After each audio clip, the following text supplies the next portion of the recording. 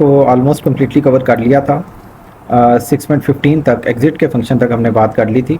Late us talk about section 6.16 stubs and drivers.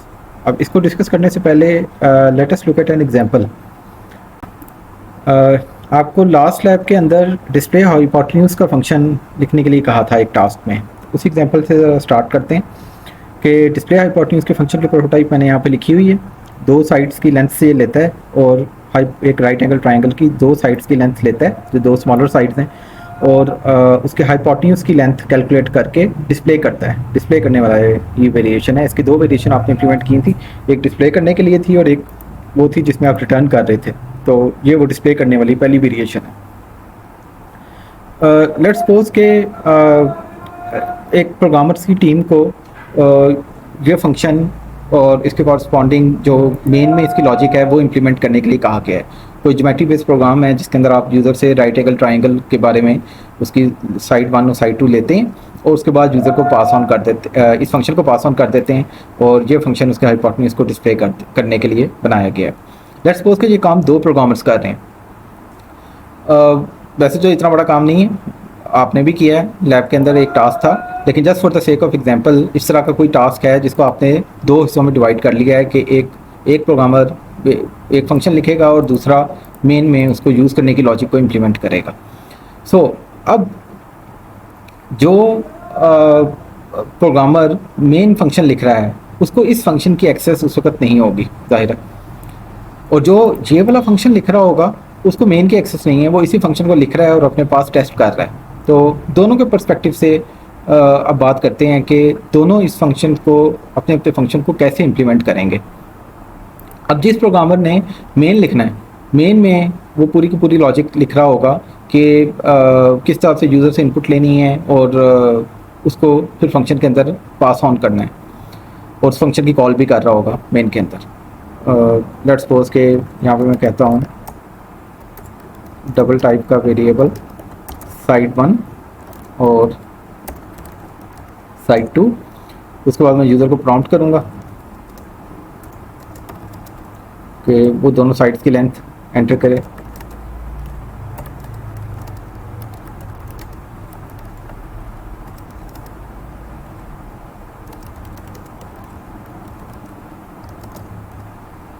कि जो right angle triangle की दो स्मॉलर साइड्स हैं वो एंटर करने के लिए कह रहे हैं।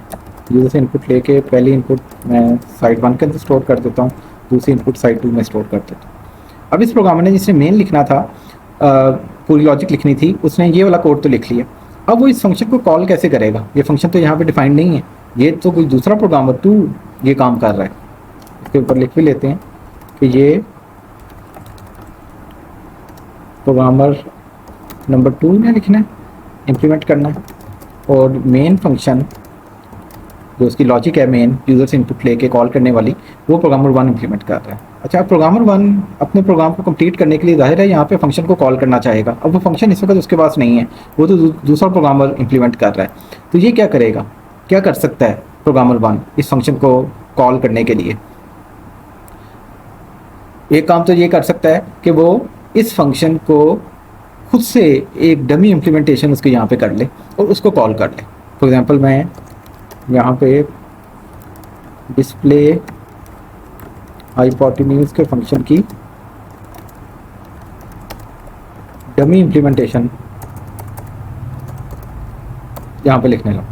इसमें वो कंप्लीट लॉजिक नहीं होगी जिसमें हाइपोटेन्यूज कैलकुलेट हो रहा है, रेदर ये सिर्फ अंदर एक मैसेज डिस्प्ले कर देगा कि डिस्प्ले हाइपोटेन्यूज कॉल्ड। सिर्फ ये मैसेज भी प्रिंट कर सकते हैं, या साथ में आप पैरामीटर्स डिस्प्ले करना चाहें तो वो कर सकते हैं विद पैरामीटर्स S1 की वैल्यू को डिस्प्ले कर दें एंड S2 और एंटर। अब डिस्प्ले हाइपोटेन्यूज के फंक्शन हकीकत में तो ये काम नहीं करेगा। हकीकत में तो उसको हाइपोटेन्यूज कैलकुलेट करना है, जिसमें जो भी इसका फॉर्मूला है उसके मुताबिक कैलकुलेट करना है और उसको डिस्प्ले करना है। जबकि यहाँ पे मैं सिर्फ ये मैसेज प्रिंट कर रहा हूँ कि डिस्प्ले हाइपोटेन्यूज का फंक्शन कॉल हुआ है और इस पैरामीटर के साथ कॉल हुआ। तो this is a dummy implementation of display hypotenuse function, and this dummy implementation और इसको वो यूज़ करेगा कैसे, यहाँ पे उसने जो साइड 1 और साइड 2 में यूज़र से इनपुट ले ली है, साइड 1 और साइड 2 में यूज़र से इनपुट ले ली है, अब वो इसको पास कर देगा into the display hypotenuse function side 1 and side 2, और उसके बाद ये फंक्शन कॉल हो जाएगा और मैसेज डिस्प्ले हो जाएगा। तो ये डमी इम्प्लीमेंटेशन जो डिस्प्ले हाइपोटेन्यूज के लिए की गई है, अगर ये डमी इम्प्लीमेंटेशन ना की जाती तो कमेंट आउट कर लें, तो यहाँ पे ऑब्वियसली एरर आएगा, कंपाइलर कहेगा कि इस फंक्शन की डेफिनेशन आपने नहीं दी। तो उसने डेफिनेशन तो दूसरे प्रोग्रामर ने इम्प्लीमेंट करना था, डेफिनेशन तो दूसरे प्रोग्रामर ने देनी थी। तो प्रोग्रामर 1 ने अपने फंक्शन को टेस्ट करने के लिए, अपने प्रोग्राम को चलाने के लिए यहाँ पे उसकी एक डमी इम्प्लीमेंटेशन दे दी है, and this dummy implementation is called a stub. ये एक स्टब है। यहाँ पे आप चैप्टर 6 के आखिरी सेक्शन के टाइटल में अगर देखें, स्टब्स एंड ड्राइवर्स, दो चीज़ों का नाम उसने लिया हुआ है। तो these kinds of functions are called stubs. ये एक्चुअल लॉजिक नहीं है डिस्प्ले हाइपोटेन्यूज के फंक्शन की, डमी लॉजिक है। तो डमी लॉजिक के थ्रू जो फंक्शन इंप्लीमेंट किया जाएगा जस्ट टू मेक श्योर कि वो मेन में कॉल हो सके, या जो भी कॉलिंग फंक्शन है, जरूरी नहीं कि मेन हो, हमारे केस में मेन है, लेकिन हो सकता है वो कोई और फंक्शन ABC हो, तो उसके अंदर सिर्फ कॉल करने के लिए आपने उसकी एक डमी इम्प्लीमेंटेशन दे दी है, ताकि कंपाइलर एरर फ्लैग ना करते, एरर ना दे दे, और इवेंचुअली जब प्रोग्रामर नंबर 2 इसकी एक्चुअल इम्प्लीमेंटेशन ले आएगा तो ये इम्प्लीमेंटेशन रिप्लेस हो जाएगी एक्चुअल इम्प्लीमेंटेशन से। तो currently it is a dummy implementation which is called a stub. फ़ायदा क्या है इसका कि अब प्रोग्रामर 1 अपनी लॉजिक को मेन में इम्प्लीमेंट करके इस फंक्शन को कॉल करके देख सकता है, अदरवाइज वो इस फंक्शन की कॉल नहीं कर पा रहा था, तो अब वो इसकी कॉल करके भी देख सकता है। तो let us try to execute this. तो दो स्मॉलर साइड्स मैं एंटर करनी, मैं 3 4 एंटर कर देता हूँ। तो डिस्प्ले हाइपोटेन्यूज का फंक्शन कॉल हो गया विद पैरामीटर्स 3 4, यानी कि मुझे नज़र आ गया कि उसके अंदर जो मैंने पैरामीटर भेजे हैं, फंक्शन के जो पैरामीटर भेजे हैं वो करेक्टली पास हो गए हैं। तो बाकी तो ये जाहिर है डमी इम्प्लीमेंटेशन है, और eventually it will get replaced by the actual implementation. So this is the concept of stub function. Stub is a dummy function which is implemented instead of a temporarily implemented instead of the actual function। जब तक actual function नहीं आ जाएगा तो ये programmer ताकि अपना काम कर सके, अपने मेन को पूरी तरह से इम्प्लीमेंट कर सके। इवेंचुअली आपको सिर्फ इतना करना है कि स्टब की बॉडी को रिप्लेस कर देना है with the actual implementation of the display hypotenuse function. तो this is the concept of stub function. अच्छा, प्रोग्रामर 2 के पर्सपेक्टिव से बात करें, प्रोग्रामर नंबर 2 जिसने ये फंक्शन एक्चुअली इंप्लीमेंट करना है, एक्चुअली लॉजिक उसकी यहाँ पे इंप्लीमेंट करनी है, वो क्या कर रहा होगा? वो इस फंक्शन को जाहिर है कम्प्लीटली इंप्लीमेंट करेगा। तो अब हम बात कर रहे हैं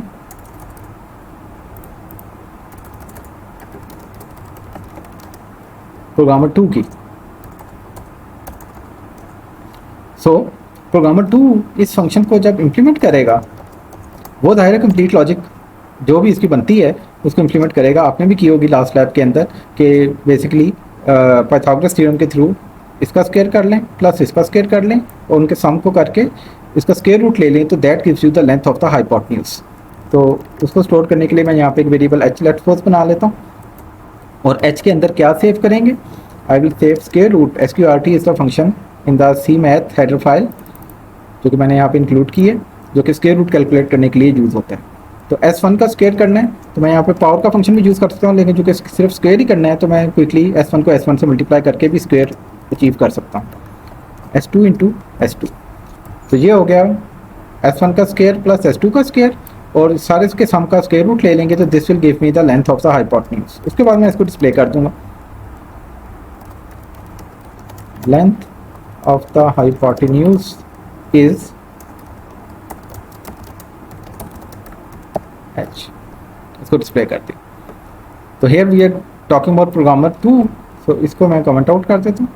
तो प्रोग्रामर 2 ने अब ये डिस्प्ले हाइपोटेन्यूज का फंक्शन कंप्लीटली इंप्लीमेंट कर लिया, जो उसकी लॉजिक थी वो उसने उसके मुताबिक इंप्लीमेंट कर ली है। अब प्रोग्रामर 2 अगर मेन लिख रहा है, ये प्रोग्रामर 1 का मेन था, let us comment this out. तो प्रोग्रामर 2 का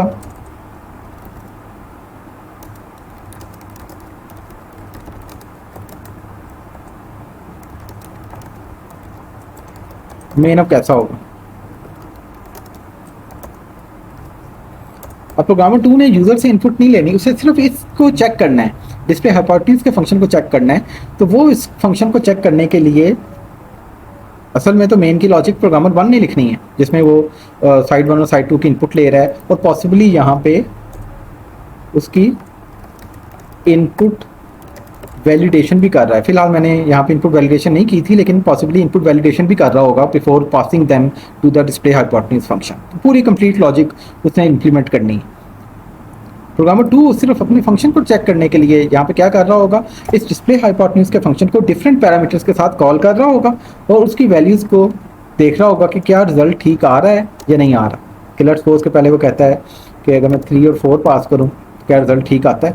सिमिलरली अगर मैं यहाँ पे 2.3 पास करता हूँ और 7.6 पास करता हूँ तो क्या उसका रिजल्ट वही आ रहा है जो आना चाहिए। सिमिलरली अगर मैं यहाँ पे 11 और 2 पास करता हूँ लेट्स सपोज, तो उसका रिजल्ट क्या आ रहा है। तो ये प्रोग्रामर 2 का मेन फंक्शन होगा जो कि उसने एक्चुअल फंक्शन को लिखने टेस्ट करने के लिए अपने पास लिखा है। ये मेन हमारा एवेंचुअल मेन नहीं बनेगा। हमारे कंबाइंड जब प्रोग्रामर 1 और 2 का कोड कंबाइन होगा तो उसका मेन फंक्शन ये नहीं होगा। उसका मेन फंक्शन तो ये होगा जो कि प्रोग्रामर 1 को लिखने के लिए कहा गया है। प्रोग्रामर 2 का जो मेन फंक्शन है ये क्या कर रहा है, ये सिर्फ इस फंक्शन डिस्प्ले हाइपोटेन्यूज को कॉल करके डिफरेंट इनपुट्स पे टेस्ट कर रहा है। आप भी जब कोई फंक्शन लिखते हैं, कोई भी लॉजिक इंप्लीमेंट करते हैं तो उसको टेस्ट करते हैं, या कहा जाता है आपको कि टेस्ट करें on various kinds of inputs. जैसे कि पिछली लैब के इस टास्क में भी आपको कहा गया था कि test your function on various inputs. So programmer 2 का मेन वो वाला काम कर रहा है। तो प्रोग्रामर 2 का मेन ये दर हकीकत मेन फंक्शन नहीं है हमारे प्रोग्राम का, ये सिर्फ एक driver function. This is a driver program और a driver function which is used to test the working of this actual function display hypotenuse. तो ये है कॉन्सेप्ट आपके ड्राइवर फंक्शन का। और ये आप नाम शायद आपको नहीं पता होगा, लेकिन आप पहले भी ये लॉजिक यूज़ करते आए हैं ड्राइवर फंक्शन की। कोई भी फंक्शन आप इंप्लीमेंट करें, कोई भी लॉजिक आप इंप्लीमेंट करें, तो उसको टेस्ट करने के लिए आप उसको डिफरेंट पैरामीटर्स के साथ डिफरेंट तरीकों से कॉल करके देखेंगे कि क्या आउटपुट हर केस में ठीक आ रही है या कि नहीं आ रही। कोई भी किसी भी अच्छे प्रोग्रामर को ये काम करना चाहिए, तो उसके लिए आप एक ड्राइवर प्रोग्राम लिखते हैं।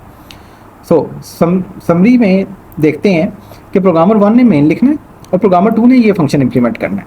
सो प्रोग्रामर 1 ने मेन लिख लिया, कम्प्लीटली लिख लिया, लेकिन प्रॉब्लम आया कि डिस्प्ले हाइपोटेन्यूज का फंक्शन तो उसके पास नहीं है, तो वो क्या करेगा। तो डिस्प्ले हाइपोटेन्यूज की प्रोग्रामर 1 ने एक डमी इंप्लीमेंटेशन कर ली, जिसके अंदर वो एक्चुअली हाइपोटेन्यूज कैलकुलेट नहीं कर रहा, सिर्फ पैरामीटर्स को डिस्प्ले कर रहा है जस्ट टू मेक श्योर कि फंक्शन कॉल हो रहा है, स्क्रीन के ऊपर एक मैसेज प्रिंट कर रहा है। सो उसने इसको कॉल कर लिया और अपना मेन लिख लिया इसकी मदद से। तो प्रोग्रामर 1 ने मेन लिख लिया और मेन को अंदर से इस कॉल को यकीनी बनाने के लिए उसने डिस्प्ले हाइपोटेन्यूज की एक डमी इंप्लीमेंटेशन कर ली जो कि स्टॉप फंक्शन कहलाता है। Programmer 2 on the other hand is implementing the actual display hypotenuse function. ये उसकी डेफिनेशन है जो उसने लिखी है। नाउ द प्रॉब्लम इज कि इसने अपने फंक्शन को टेस्ट करना है। टेस्ट कैसे करेगा, ये एक तरह से मैं अपना कॉलिंग फंक्शन लिखेगा जो कि इस फंक्शन को वेरियस इनपुट्स पे कॉल करेगा। यहाँ पे मैंने 3 दफ़ा कॉल किया है, आप मल्टीपल दफ़ा कॉल करेंगे in order to test whether this function is doing its job properly और नॉट। तो इसकी टेस्टिंग के लिए उसने एक ड्राइवर फंक्शन लिखा। तो इवेंचुअली क्या होगा, हमें प्रोग्रामर 2 का ड्राइवर फंक्शन नहीं चाहिए, हमें प्रोग्रामर 2 से क्या चाहिए, डिस्प्ले हाइपोटेन्यूज का फंक्शन। और प्रोग्रामर 1 से हमें क्या चाहिए, हमें उसका मेन फंक्शन चाहिए। तो इवेंचुअली ये दोनों चीज़ें कंबाइन हो जाएंगी, स्टब और ड्राइवर बीच में से निकल जाएंगे। स्टब जो कि प्रोग्रामर 1 ने लिखा था अपने मेन को चलाने के लिए, उसकी ज़रूरत नहीं पड़ेगी जो कि वो एक डमी फंक्शन था। और प्रोग्रामर 2 ने जो अपने फंक्शन को टेस्ट करने के लिए ड्राइवर फंक्शन लिखा था, उस कोड की भी ज़रूरत नहीं पड़ेगी। तो ये दोनों कोड जो एक्चुअल प्रोग्रामर 1 और एक्चुअल प्रोग्रामर 2 ने लिखे थे वो कंबाइन कर लिए जाएंगे एक प्रोजेक्ट के अंदर, एक प्रोग्राम के अंदर, और ये आपका फाइनल प्रोग्राम बन जाएगा। इसको अगर एक बार चला के देख लें तो कोई भी 2 साइड्स 2.5 एंड 6.7, तो उसका जो भी हाइपोटेन्यूज बन रहा है 7.15 समथिंग बन रहा है, वो डिस्प्ले कर रहा है। Now this is the final program जिसके अंदर आप ना स्टब यूज़ हो रहा है ना ड्राइवर फंक्शन यूज़ हो रहा है, आपका एक्चुअल कोड दोनों जगहों पे है। मेन में भी एक्चुअल कोड है जो कि एक्चुअली एट द एंड आपकी प्रोजेक्ट का पार्ट बनेगा जो कि प्रोग्रामर 1 ने लिखा है, और डिस्प्ले हाइपोटेन्यूज की लॉजिक प्रोग्रामर 2 ने लिखी है।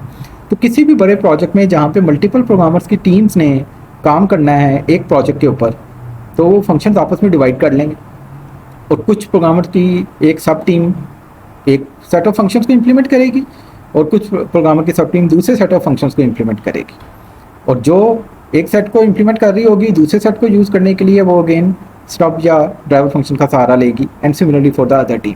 तो लार्ज सॉफ्टवेयर प्रोजेक्ट्स के लिए ज़रूरी हो जाता है कि आप स्टब्स और ड्राइवर्स के थ्रू इम्प्लीमेंटेशन करें और एट द एंड फिर कंबाइन करेंगे अपने कोड को, तो जाहिर है स्टब और ड्राइवर बीच में से निकल जाएंगे।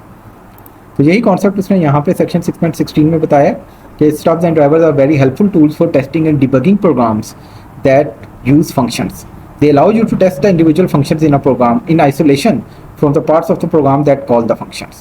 वही चीज़ जो हमने यहाँ पे डिस्कस की कि प्रोग्रामर 1 ने उसको डमी इम्प्लीमेंट कर लिया ताकि वो मेन लिख सके, और प्रोग्रामर 2 ने एक्चुअल फंक्शन लिखा लेकिन इसको यूज़ करने के लिए एक डमी एक तरह का मेन फंक्शन लिख लिया, तो वो ड्राइवर फंक्शन कहला रहा है जो कि कॉल कर रहा है। So a stub is a dummy function that is called instead of the actual function it represents. So यहाँ पे जो बात की थी डिस्प्ले हाइपोटेन्यूज की लॉजिक ये नहीं है, उसने तो हाइपोटेन्यूज कैलकुलेट करना है, तो ये क्यों लिखा गया डमी फंक्शन के तौर पे, स्टॉप के तौर पे, ताकि मेन लिखा जा सके। तो दैट इज़ योर स्टॉप। तो यहाँ पे उसने शो फीस का स्टॉप फंक्शन लिखा है। शो फीस में तो एक्चुअली उसको फ़ी कैलकुलेट करनी है, लेकिन यहाँ पे सिर्फ वो पैरामीटर्स को डिस्प्ले कर रहा है। And similarly a driver is a program और a function that tests a function by simply calling it. जिस तरह यहाँ पे प्रोग्रामर नंबर 2 ने ये वाला फंक्शन लिखा था, मेन के अंदर ये लॉजिक लिखी थी, in out test the working of his high display hypotenuse function, so this was called a driver function, this is called a driver function.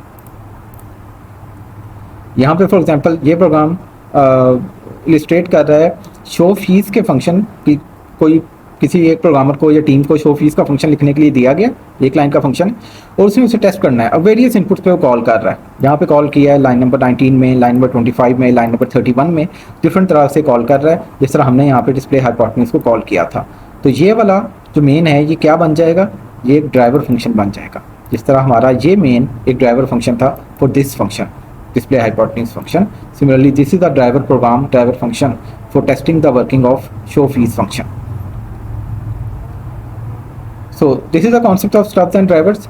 Simple सा कॉन्सेप्ट है और एग्जाम्पल के थ्रू मेरे ख्याल है क्लियरली समझ अब तक आ गया होगा। This completes your chapter number 6। Functions का चैप्टर हमारा कंप्लीट हो गया। इसके एंड पे इसमें कहा हुआ है कि केस स्टडी है high adventure travel agency part 1। ये किताब के अंदर नहीं है, लेकिन किताब का जो मटेरियल ऑनलाइन अवेलेबल है वहाँ पे ये केस स्टडी का कोड अवेलेबल है, तो ये मैं भी आपके साथ शेयर कर लूँगा, और इसका कोड एक CPP फाइल है, ये कोड आपसे शेयर कर लूँगा, तो वो ज़रूर देख लीजिएगा। तो ये high adventure travel agency part 1 case study, इसका कोड मैंने यहाँ पे खोला है। ये कोड मैं आपको जैसे मैंने पहले कहा शेयर भी कर लूँगा। टोटल इसमें 266 लाइन्स ऑफ कोड हैं। तो किसी ट्रैवल एजेंसी का एक प्रोग्राम लिखा है, तो इसको देख के आपको अगेन इस चैप्टर में जितनी सारी चीज़ें इसने डिस्क्राइब की हैं फंक्शन से रिलेटेड, उन सबको समझने में मदद मिलेगी। अच्छा कोड लिखने के लिए, जैसे मैं पहले भी लेक्चर्स के अंदर बात कर चुका हूँ, ज़रूरी है कि आप पहले अच्छा कोड लिखा हुआ पढ़ें, उसको समझें। तो इस कोड से आपको एक तो ऑब्वियसली इसकी लॉजिक सीखनी है कि क्या कर रहा है इस कोड के अंदर, किस तरह से वो मेन्यू बना रहा है, किस चीज़ का प्रोग्राम है, हर फंक्शन जो इम्प्लीमेंट किया है वो क्या कुछ काम कर रहा है। दूसरा, आपने नोट करना है प्रोग्रामिंग प्रैक्टिसेस को कि उसने वेरिएबल के नाम दिए हैं तो वो मीनिंगफुल यूज़ किए हैं, नेमिंग कन्वेंशन किस तरह की यूज़ की हैं, वेरिएबल के नाम कैसे हैं, फंक्शन के नाम कैसे हैं। ये देखिए वेरिएबल्स के नाम कितने मीनिंगफुल उसने यूज़ किए हैं, कैमल के नोटेशन के अंदर ही यूज़ किए हैं। तो एक ये चीज़ लॉजिक देखनी है नंबर 1, फिर नेमिंग कन्वेंशन वगैरह, एंड फाइनली कमेंटिंग देखनी है कि कहाँ कहाँ उसने कमेंट्स लिखे हैं और किस तरह के कमेंट्स लिखे हैं। हर फंक्शन से पहले कमेंट लिखा है which describes the purpose of that function. तो आपने भी आने वाले प्रोग्राम्स के अंदर इसी तरह से कमेंटिंग करनी है, और फंक्शन के अंदर भी जहाँ जहाँ ज़रूरत है वहाँ पे कमेंट के अंदर एक्सप्लेन करना है कि ये वाली लाइन या सेट ऑफ लाइन्स क्या काम कर रहे हैं। तो this will help you greatly in order to adopt these programming practices, कि आप भी इन प्रैक्टिसेस को यूज़ करें। तो जिनको बार बार इन्फोर्स करने के लिए कहा जाता है आपको, तो इसको पढ़ के एक बेहतर अंडरस्टैंडिंग आपकी डेवलप हो सकेगी। तो इसके अंदर जो भी इसमें गुड प्रैक्टिसेस यूज़ की हैं उनको आपने भी आने वाले प्रोग्राम्स के अंदर यूज़ करना है। तो ये मैं आपके साथ शेयर कर दूँगा। So that completes chapter number 6। इसके एंड पे जितने भी ये रिव्यू क्वेश्चन हैं, शॉर्ट आंसर्स वाले क्वेश्चन हैं, फिल इन द ब्लैंक्स हैं, एल्गोरिथम वाले कुछ सवाल हैं, ट्रू फॉल्स हैं, एरर फाइंडिंग के सवाल हैं, इन सबको कर लीजिएगा। और प्रोग्रामिंग चैलेंजेस तो काफ़ी सारे आप कर चुके होंगे, मज़ीद भी करने के लिए आपको दे दिए जाएंगे, या जो अगर मैं ना भी असाइन करूँ वो बाकी खुद से कर लीजिएगा। तो this completes your chapter number